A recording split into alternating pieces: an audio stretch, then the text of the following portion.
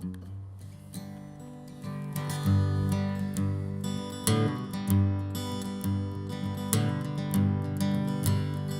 have loved the evil way, spit on my Lord in every way, yet I'm still welcome in the arms of the King.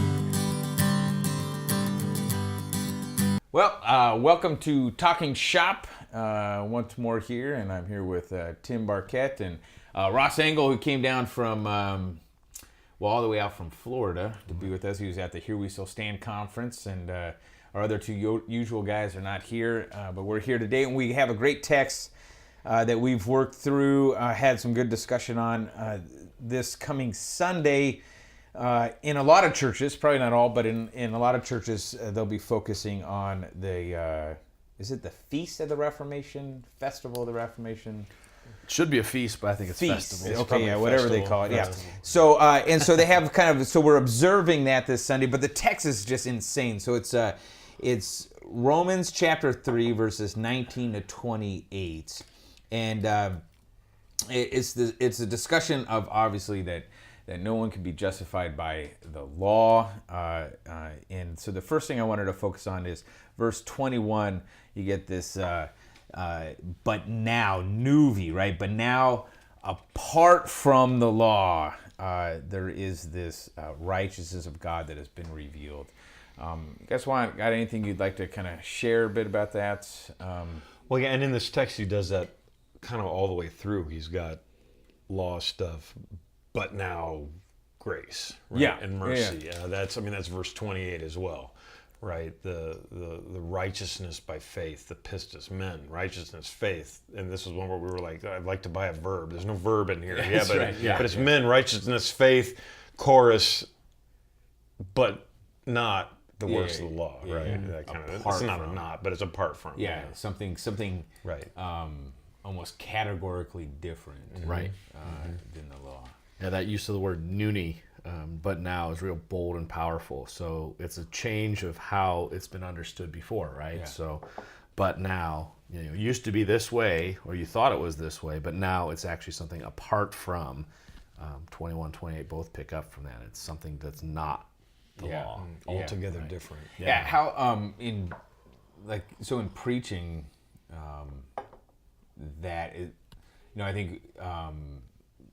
There's a sense which you can kind of build on that in the real-time presence of the people there who've kind of gathered, in a sense, a lot of them under the law. I mean, sort of, there's things I haven't done, I failed to do, however, there are all these people gathering into worship, and you get to kind of proclaim a but now reality to them. Right, which is one of those points of the Reformation, because it is Reformation festival, right? Right. So, I mean, for guys who want to dig deeper into this, we referenced Jason Lane's article for this week as well. This idea that, you could go, well, there was the Catholic Church and now there's us. That's right. Yeah, and aren't we cool? Aren't right? we great? Yeah, right. But the reality is we're all horrible, rotten, hard-hearted.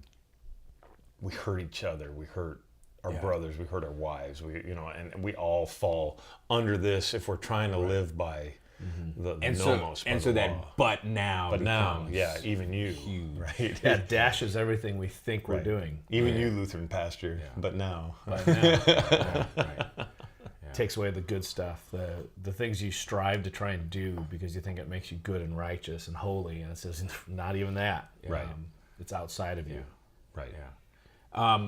Another little point I thought we had a great discussion on, and I don't know if this would be helpful to guys or not, but in verse 25, you get this that God puts forward, and in our work we were saying like it's really that he like publicly presents, and most English translations probably have a propitiation is the word.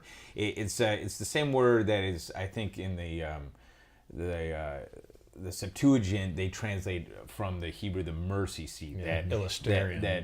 That place where the blood is placed for the atonement of God's people, right? This mercy seat of God, so part of the conversation I started with was that was always hidden actually from the people, right? It was in the Holy of Holies, kept away in the back, and this is sort of a pushing this out forward. You guys want to add a little bit to that? You got some good conversation, I thought, good sermon ideas anyway, or at least thoughts.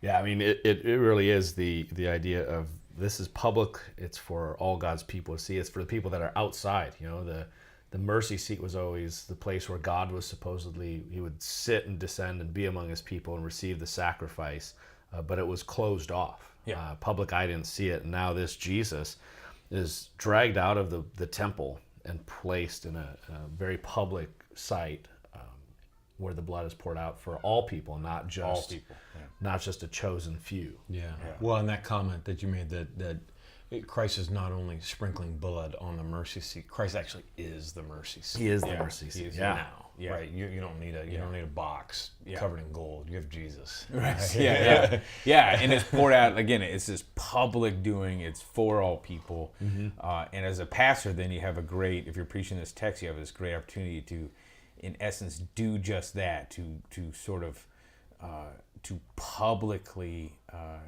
proclaim this mercy, this gift apart from the law. Right. Again, for these people. All right, great. It was good. It was a fun text. We hope maybe those ideas are a little helpful. As Tim said, there's some good articles. Jason Lane's article on this text at craftofpreaching.com. Check it out. And we'll talk to you guys next week. Take care. In my grave, yeah, he did dwell. But from my grave, he rose and broke the spell. So I'll be welcome in the arms of the King.